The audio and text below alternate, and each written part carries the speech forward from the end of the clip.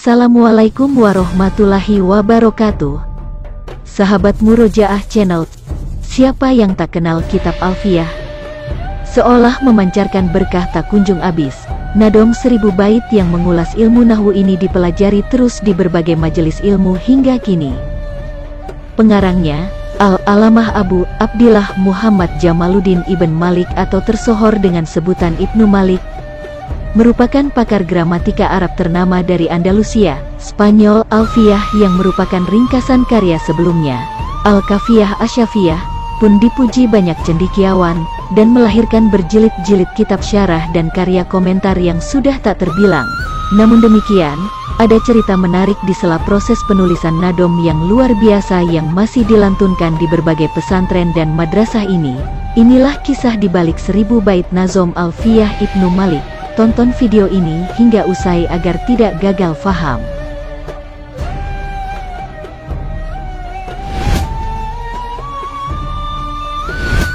Kisah ini bermula di sela proses penulisan Muqaddimah Nadom Alfiyah Ibnu Malik.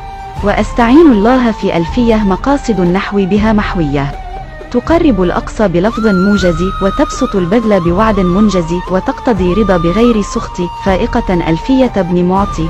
Dan aku memohon kepada Allah untuk kitab Alfiyah, yang dengannya dapat mencakup seluruh materi ilmu nahwu, mendekatkan pengertian yang jauh dengan lafadz yang ringkas, serta dapat memberi penjelasan rinci dengan waktu yang singkat. Kitab ini menuntut kerelaan tanpa kemarahan, melebihi kitab Alfiyahnya Ibnu Mukti. Sampai di sini Ibnu Malik hendak menjelaskan kepada pembaca bahwa kitabnya lebih unggul dan komprehensif dari kitab karya ulama sebelumnya, yakni Yahya ibn Abdil Mukti ibn Abdin Nur Az-Zawawi Al-Maghribi atau Ibnu Mukti. Dalam kitab Hasyiyah Al-Alamah Ibnu Hamdun ala Syarhil Makudili Alfiyati Ibn Malik dikisahkan, setelah itu Ibnu Malik meneruskannya dengan bait فائقة لها بألف بيت. Mengunggulinya karya Ibnu Mukti dengan 1000 bait. Belum sempurna bait ini dibuat, tiba-tiba saja Imam Ibnu Malik terhenti. Inspirasinya lenyap, tak mampu menulis apa yang hendak dilanjutkan. Suasana pikiran kosong semacam ini bahkan berlangsung sampai beberapa hari, hingga kemudian ia bertemu seseorang dalam mimpi. "Aku mendengar kau sedang mengarang Alfiyah tentang ilmu nahwu." "Betul," sahut Ibnu Malik. "Sampai di mana?" "Faikotan laha bi alfi baitin." "Apa yang membuatmu berhenti menuntaskan bait ini?" "Aku lesu tak berdaya selama beberapa hari." Jawabnya lagi, "Kau ingin menuntaskannya?" "Ya." Lalu orang dalam mimpi itu menyambung bait yang terpotong dengan فائقة لها بألف بيت والحي قد يغلب ألف ميت. Orang hidup memang terkadang bisa menaklukkan 1000 orang mati. Terang saja, orang hidup meski cuma seorang dijamin sanggup mengalahkan berapapun banyaknya orang yang tak punya kuasa pembelaan lantaran sudah mati.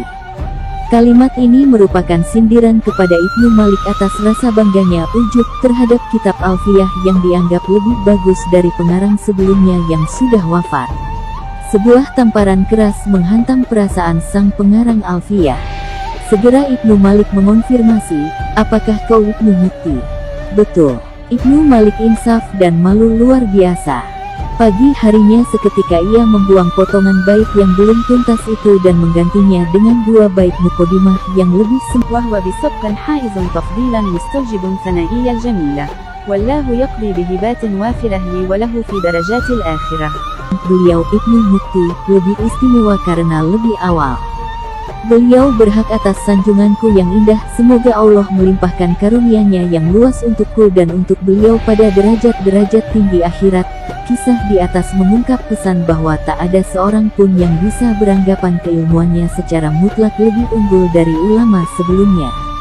Uraian Ibnu Malik dalam Alfiyahnya mungkin lebih lengkap dan detail dari karya Ibnu Mukti, tapi karya pendahulu tetap lebih penting karena memberi dasar-dasar rintisan bagi karangan ulama berikutnya. Dalam sebuah hadis disebutkan, "Abaukum khairun min abnaikum ila yaumil qiyamah." Para pendahulu pelopor lebih baik dari generasi penerus hingga hari kiamat. Cerita tersebut juga mengingatkan kita tentang pentingnya tetap dalam ketawadukan. Capaian puncak prestasi tertentu, sehebat apapun, menjadi rendah ketika disikapi dengan kecongkakan. Ibnu Malik sempat sedikit tergelincir ke arah itu, lantas segera berbenah. Alhasil, Karyanya terus mengalirkan pengetahuan dan berkah, bak mata air yang terus memancar hingga sekarang.